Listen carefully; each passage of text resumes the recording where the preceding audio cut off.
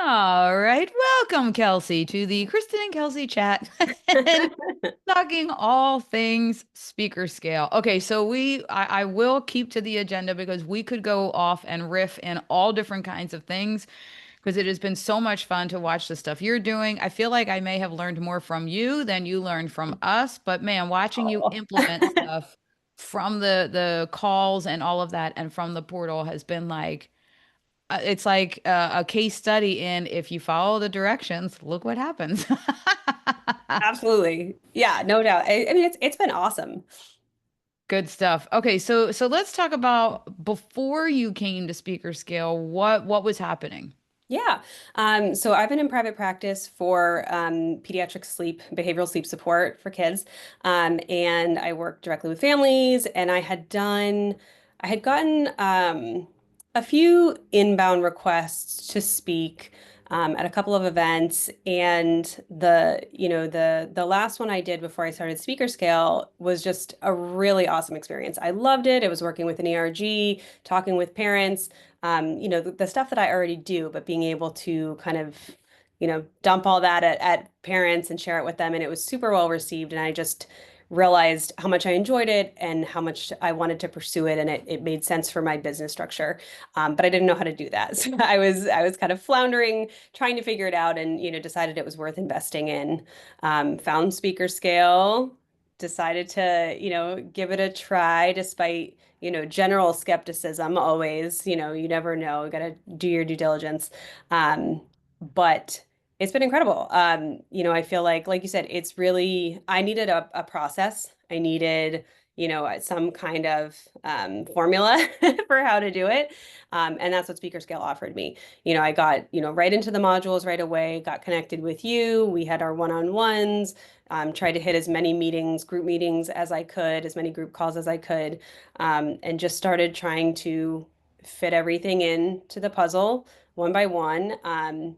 And within a few months, barely a few months, I feel like it was like a month in, and I was already, booking calls, already, signing deals. It's been what, five months now, I think. And I have six deals in the works and several, kind of in process to come down the road. So Wow. that was more than I more than I had expected early on. So it was really, really effective. So let me ask you this. I know from us getting to know each other, we both came in here for that whole outbound and strategies and systems. Yeah. And then you mentioned all the other stuff too, the portal, the calls. What do you think was the biggest game changer that you just like took off running and it really landed so well? Yeah. I mean, I'm sure that updating my LinkedIn profile was definitely helpful. I feel like I had, done okay on that on my own, but I think just having that like very clear message so that when people are coming to that page, they understand exactly what I do and exactly what I can offer them. I think the language around the outbound messaging Mm. was like the biggest game changer for me because I was really struggling with that. I don't like outbound messaging. It feels uncomfortable to me. And we've talked about this. I was like, I don't Uh-huh. want to do it. I don't like it. It feels yucky. I've tried it a couple different ways and it was never comfortable. But I think, finding messaging that worked and that fit for my, excuse me, my target audience made all the difference because the responses that I was getting were overwhelmingly positive, and excited. People were really, I was clearly reaching the right people with the right language because they loved what I was doing. And even if they weren't the right person, they were like, who can I refer you to? Let me make some calls. Let me reach out and do some digging and I'll find the right person for you to talk to, which was really huge. So I feel like that was the biggest piece of being able to get meetings onto my calendar to talk about speaking was identifying those correct targets and then having the right language to make them understand that I was a good fit for them. Yeah, I think you're right too, because I remember when you really started to take off, I went and looked at what you were doing, and it seemed to be that messaging. Because you know what? I also then realized that's how I came to speaker scale. It was Yeah, that DM that usually I feel like is slimy.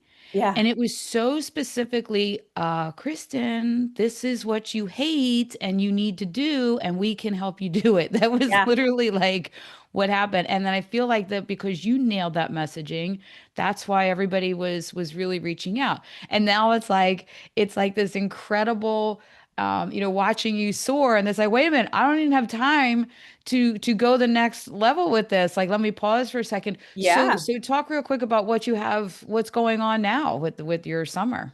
Yeah, so my summer is always a little bit crazy and looks very different. So I just put a VA into place, a virtual assistant to do my outbound lead generation. So make sure that that's kind of running in the background all summer, that she can put meetings right onto my calendar, so I don't have to be dedicating that time all summer. I can focus just on fulfillment. I can take those meetings, the discovery calls, the fulfillment meetings, work on, writing up new presentations. I want to start writing a book. So that will free me up to do that. So some of that kind of higher level creative work that, sometimes we get bogged down in the day to day of, building a business and running a business. And I feel like all of a sudden I've been able to create this new little block of time to keep building. So I'm pumped about that. And come the fall when things open up again in my schedule, I feel like I'll be able to really hit the ground running and put everything into place consistently so that I was just telling Kristen, come back around for the next level of growth. How cool that putting the systems into place and utilizing the tools that are there actually then you're going to be you're like twice as productive with time to spare. Yeah, I mean, I'm working uh, barely half time this summer, probably just realistically with the logistics of family and kids and summer life. But with that, like I said, I can actually focus on creative things and fulfillment instead of just, before that the outreach would have taken up probably my whole schedule, just the outbound and taking those discovery calls. So yeah, it's incredible. I feel like I'm effectively buying my time back sort of one chunk at a time. Yeah. Yeah. Okay, so I love every single thing that you mentioned, but I gotta say, I am like screaming, cheering inside that you said, and work on my book. Yeah. I'm so excited. I mean, I feel like your input on that has definitely made it seem like it's a doable thing. It was always, it's been in the back of my head for a while. I've been asked about it several times. And it was always like, kind of like the white whale off in the Yep. distance where I'm like, okay, like one day I will write this book. And I feel like it doesn't have to be that. I feel like I can start tackling it now and it will enhance my ability to be good at what I'm doing. Yeah, I mean, that's how mine happened. It was like so many people were asking. I'm like, okay. Yeah, yeah. No, That's I mean, I've awesome. had people, several times like, well, can you put me on the wait list? Like right now, like write my name down. I'm like, all right, I'm going to start compiling a wait list for when I announce this book.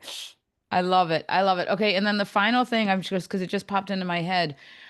Let's talk real quick about, remember with the whole because I love that Joe did this and turned this for you into such a win. The coffee talks. Remember that Yeah. was like a freebie thing, or how did remind me how that, walk me through that real quick how that went. Yeah, so the coffee chats had been something that I had done primarily for like local preschool programs who had asked about it, and I've been doing them for free as a lead gen strategy. Meet some families that might need support. Um, And then it's been an interesting process because I started putting them out to in the corporate space with my other talks. Um, and I had several people be so pumped about them. They love the coffee talk. It sounds amazing. I had, one person book a dual session. So we actually did a two-part event. We did a morning session for the UK and the East Coast, and then we did an afternoon session for Central and West Coast for the same Wow. company. And it was really fun. And it's funny because Joe had kind of been like, I don't know if you should offer that. Like maybe take that off the table. And I was like, why? People love it. It's great. Whatever, I'll do it. And then I got really, really held up on one of the contracts, and it was just like a major time issue. It was too time consuming for the cost of the event. So I don't even think I told you this yet. I just in my last kind of sales deck presentation yesterday, 2 days ago. Um, put it out as an add-on only. So in a like if you want to add it onto a keynote or a keynote series or whatever, like build it into a package that it's available only for that purpose. And the person was like, I love that. That's amazing. It would be a perfect follow-up to your keynote. We could do the keynote with like a few minutes of Q&A at the end, and then we'll pull all the Q&A into a separate coffee chat event. And I was like, that's perfect. Absolutely perfect. So that's like another easy, build on and give me an opportunity to kind of get in there and really, really talk to people. Excellent. Yeah. Excellent. Well, you are on your way doing such great things. And the best part is monetizing all of your expertise and not trading time for money, and Yeah. then being able to now take the time in the summer to do the things that really are huge priorities for you and keep it all working in the background. I love it. Yeah. Yeah. I mean, the opportunity to be able to, I mean, I feel like I'm basically being paid. It's like paid marketing. I'm being paid to, present myself for an hour and give people a sense of who I am and what I do and, kind of my knowledge base, my experience base. And then, in before I was like, if the back end business comes in after that, that was the goal, right? And now I'm like, well, now it's its own thing. The back end business may or may not come in, but I get to still do work that I love. I still get to connect with people. It's still the same mission and the same goals, but sort of that bigger chunk, right? Like you said, I can buy my time back. I can do an event for an hour instead of however many hours of clinical work for the same sort of overall outcome, and spend that other time, writing the book, getting in a workout, like you said, or, playing water guns with my son in the afternoon, which is, where I'm heading after this. So Awesome. All right. Thanks so much for doing this. Have an awesome summer thank and you. Too. keep up the water gun fights. They're super fun. They're awesome. I'm all about it. All right. Cool. Thanks, Kels. Thank you.